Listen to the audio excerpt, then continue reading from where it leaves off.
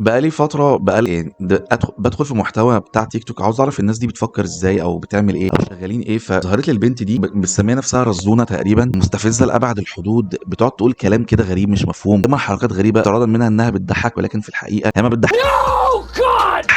هي اولا ما بتضحكش، بحس انها كرنج لأبعد الحدود. يعني الموضوع موضوع غريب. يعني بصوا كده مع بعض كلنا يلا اسمع بصوت عالي وياه حبايب قلبي رزوره وكل حياة رزوره. هي اللي بتقولها رزونة، يعني بحس انها بتخنف عن قصد وهي بتقولها. بصوا كده تاني بصوت عالي وياه حبايب قلبي رزوره وكل حياة رزوره. بصوا بتيجي تقول رزونة رزونة وتقوم عامله مناخيرها كده. بتيجي غريبه المشكله ان الفيديو جاب يا نهار ازرق 402 الف لايك، 7529 كومنت. ده لها متابعين. ماشي، الست دي بقى لها فتره على تيك توك وعلى منصات السوشيال ميديا، انتشرت فجاه كده انها بتعمل لانش بوكس لابنها وهو رايح المدرسه. المفروض ان ابنها في ابتدائي، بس اللي انتم مش فاهمينه ان اللانش بوكس اللي هي بتعمله ده مليون في الميه ما بيروحش بيه المدرسه، ده عشان تطلع ترند. مفيش حد بيروح اللانش بوكس مع المدرسه معاه طبيخ وفطير مشلتت، بطه مشويه وفراخ مشويه، رز وبسله ومحشي. مفيش الكلام ده. هي بتعمل الفيديو ده لزوم التصوير، وده بوكس عادي بتحط فيه الاكل في الثلاجه لما بيرجعوا من الشغل بالسلامه ان شاء الله، يقعدوا ياكلوا ويتغدوا كده. ابنها بياخد معاه سندوتشات عاديه، بياخد مصروف يجيب بيه اكل شيبسي اي حاجه سهله وبسيطه وموجوده في كل بيت.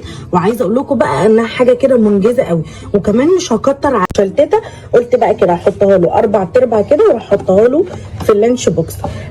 انا لما كنت باخد معايا سندوتش لانشون كان المدرسه بتقف تعظيم سلام ليا. فطيره مشلتته ايه يا حاجه؟ انت عارفه الفطيره مشلتته بكام دلوقتي؟ فين؟ لا طبعا. وكمان بقى عملت له كام بيضايه كده في الزبده البلدي، يعني برضو انا رحت بتاع السوبر ماركت امبارح بقول له 3 بيضات بكام؟ قال لي ب 18 جنيه. قلت له حته جبنه كده من اللي قلبكم يحبها، ده حطت له جبنه قديمه تعب حلو كده من القشطه. قشطه. ده كده رايح يعزم المدرسين طلبه برائد الفصل بالمدير ذات نفسه. ده المدير هيقف تعظيم سلام. عامه الست دي فيديوهاتها كلها هتلاقيها بنفس الطريقه دي، لانها بتحاول تطلع ترند، وهي فعلا طلعت ترند. كانت فتره وهتختفي لان خلاص الحركه اتكشفت. فاهمين ازاي؟ فاكرين يا جدعان علياء قمر اللي اتحبست وسط الهوجه بتاعت حبس التيك توكرز في مصر وكده؟ ابو علياء بقى انتهز الفرصه لما لقى بنته بتكسب من التيك توك وبيطلع لها فلوس والكلام ده، بيطلع بقى ايه؟ بصوا ينكش في اللي انا عامله ده. يطلع بقى ايه؟ ينكش في اي حد بقى، ينكش في ابو كروان مشاكل. كروان مشاكل ده انسان سيء جدا، يعني محدش يتابعه الكلام ده. تابعوني انا وبيطلع يهري في اي كلام، حتى وهو بيصور بيبقى البيت عنده عامل دوشه. يعني بس عاوزك تسمعوا بيقول، يعني هو بيقعد يهري في اي كلام وخلاص. يخرب بيتكم وانت ما طلعتش براء، ده انت لسه على ذمه القضيه. هو انا مش عارف يعني ايه اللي بينها وبين ابوها، بس اللي اعرفه انها كانت زي ما تقولوا بتعصب ابوها، ويمكن في نفس الوقت كانت بتلاقي معامله سيئه جدا جوه البيت. بس ان الاب يبقى شمتان ان بنته طلعت وعاوزه ترجع السجن تاني، دي حاجه في منتهى الغرابه. يعني اكيد في اسرار في قصه حياتهم احنا ما نعرفهاش كمتابعين، مش متابعين، كناس عايشه جوه مصر. ونشدت ودعيت لك وقلت ربنا يفرج كربك يا بنتي. انا راجل خايب، انا راجل تمام. انت عايزاني زي مين؟ عايزاني زي ابو سوزي؟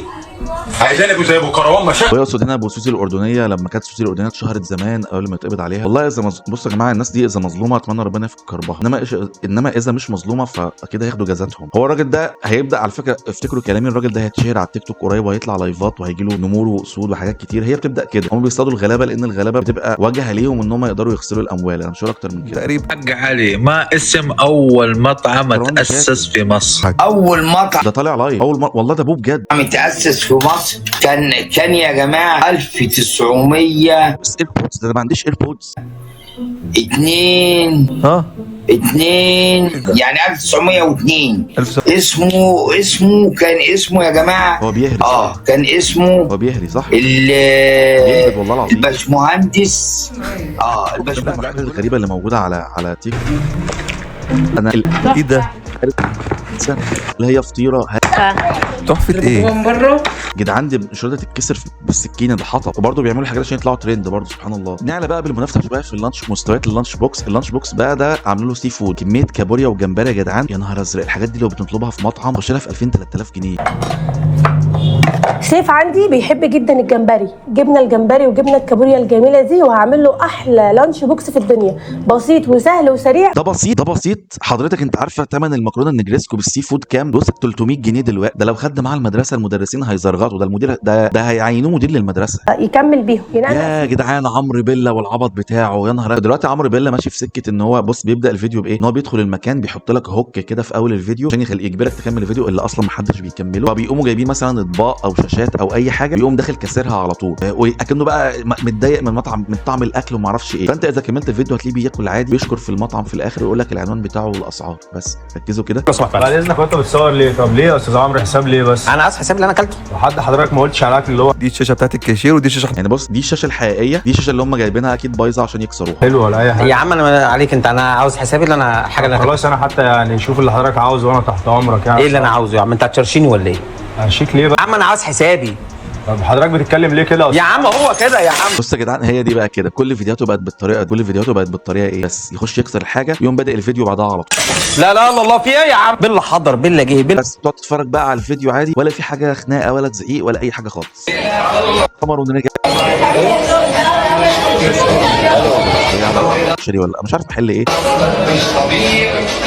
اديني حاجه معفنه، انا عايز حاجه عمرو بالله وجبنا كمان ولانشون كمان. والله العظيم انا مش عارف هي الناس دي بجد لما بيعملوا الحاجات دي ازاي بيقدروا يمشوا في الشارع بعدها بجد والله، يعني ما بيبقوش محرجين مكسوفين من اللي هم بيعملوه. الموضوع غريب. وانا كلت القيصر كله. القيصر ده اليوتيوبر ولا انت كلته؟ انا عارف ان القيصر ده يوتيوبر، بس انت كلته امتى؟